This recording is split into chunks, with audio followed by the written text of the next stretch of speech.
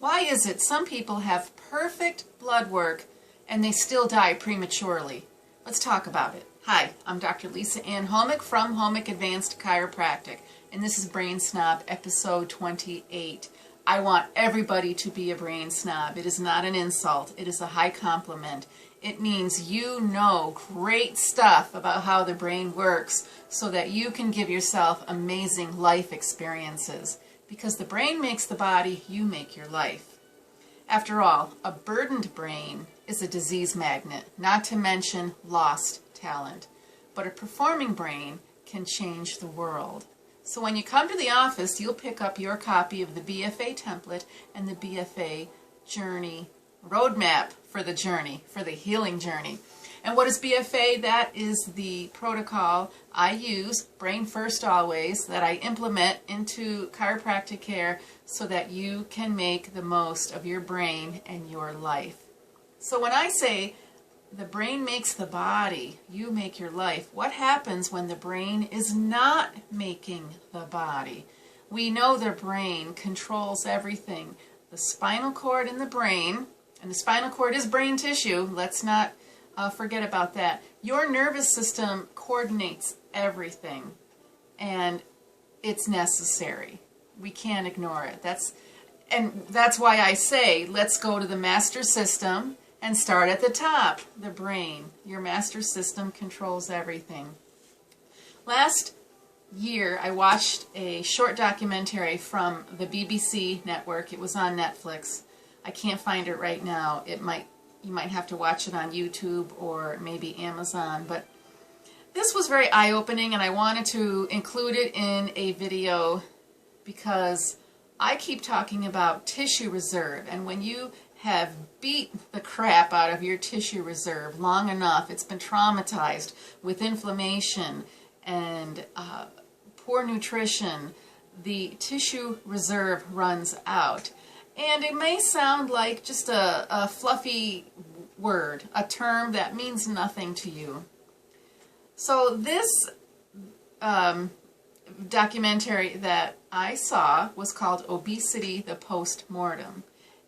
The show producers had an autopsy, an overweight woman who donated her body for this purpose, and the autopsy showed us how the organs were damaged from obesity, namely from inflammation, because those adipose cells are constantly creating inflammation in the body.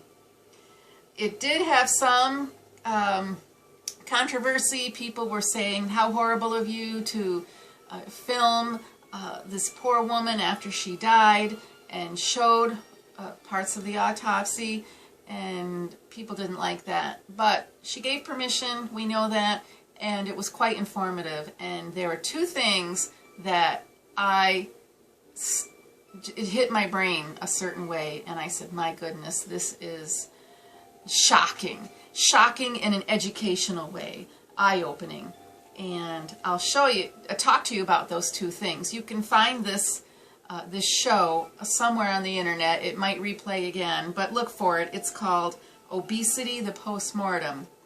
There was a woman who died in her mid to late 60s.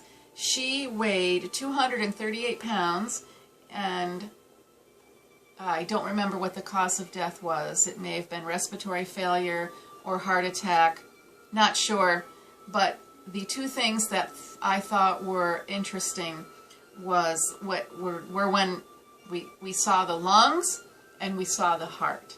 So first with the lungs, the doctor actually was squeezing fluid out of this lady's lungs, and he measured how much fluid was in there. He said that was somebody with that amount of fluid, and it was probably unbeknownst to her because she had it maybe for years. And this doctor said somebody who has that much fluid in their lungs cannot take a flight of stairs or 2 flights of stairs, and they're immediately out of breath. And to me, I said, wow, because sometimes I'm out of breath taking stairs, and I blame my leg muscles, and I do get huffy and out of breath. but when he said this fluid was not allowing her to climb multiple flights of stairs, that got me thinking. I know a lot of people who can't take stairs. I know people who totally avoid them. How much fluid is building up in their lungs that's not being attended to? How much of it is not heard with a stethoscope? How much of it is just there, and it's been there for such a long time, it's become the new normal? This is the impact of inflammation over a long period of time. This is chronic inflammation that becomes a part of us. It's like the video I did, I don't remember what number it was, maybe 19 or 20. Are you more toxin than human? Are you more inflammation than human? Are you more inflammatory than you are yourself? Because it's become your silent partner. That inflammation's just stuck on you, and you live with it like it's a blanket. You're walking around with this blanket of inflammation all over your body, and it's become the new normal. The second part of this autopsy that was mind-blowing, shocking to me, was the heart. We saw this lady's heart, and we could see the chambers of the heart. And the doctor who performed the autopsy showed on the camera how thin that muscle tissue was. Heart is a muscle. It's muscle tissue. It's cardiac muscle, similar to skeletal muscle, but has its own little uniqueness. But it was so thin, it was paper thin. And he said this was due to years and years of high blood pressure. And I wonder, high blood pressure that's even controlled by drugs, is that still causing some type of harm to the heart? Just constant high blood pressure. And we know people who go to the doctors and their blood pressure's high, and they say it's white coat syndrome.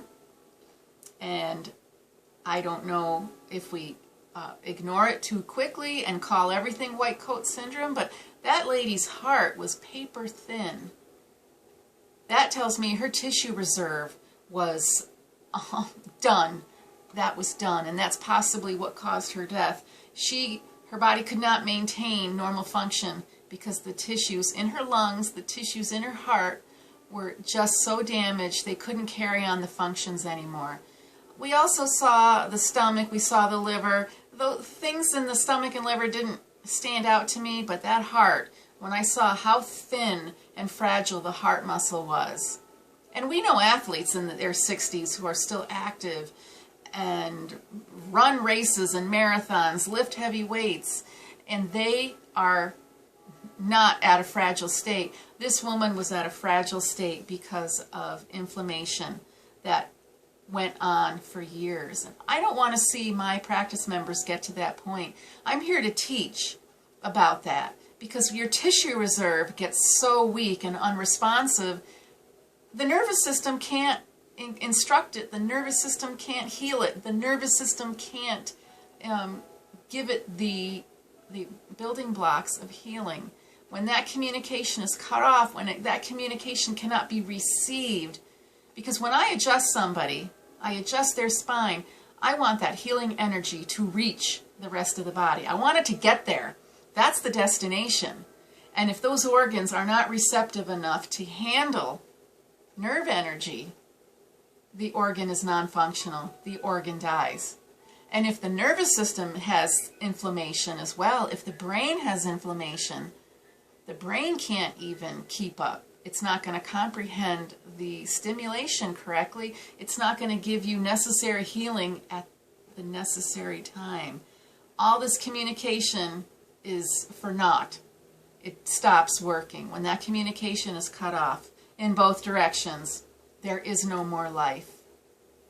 This is depressing me, and I don't want to go there, but we need to understand that extreme ending of someone's life, and just how fragile and weak it becomes because of this type of continual damage on the body. The body is resilient. When we still have that resiliency and reserve, we have to protect that. We have to nourish it. We have to give it the right nerve signals. We have to have rest. We have to have a mental balance where we're not overdoing it with work and overdoing it with other stressful situations. And that's why the BFA protocol is my formulation for helping people handle the world, make peace with their stress. And I use the 3 doorways. We move the brain, we feed the brain, and we talk to the brain. And I'm going to talk more, to repeat myself, we're going to understand more about talking to the brain in the next few videos, because it's an exciting way to reprogram your brain for better healing. It's at our fingertips and we can do it. So let's build a better brain and let's become a brain snob. How do we do that? We watch these videos and leave comments and start some good discussions in the comment section. Read the blog, createpurpose.com. Watch the orientation video as well. Hit the like button, hit the notification bell, and hit the subscribe button, because new videos are in the works, and I'm delighted that you've come this far and you've listened through this video. I hope it's not too long, but I want you to be a brain snob so you can be a ripple effect in your community. Thanks for watching.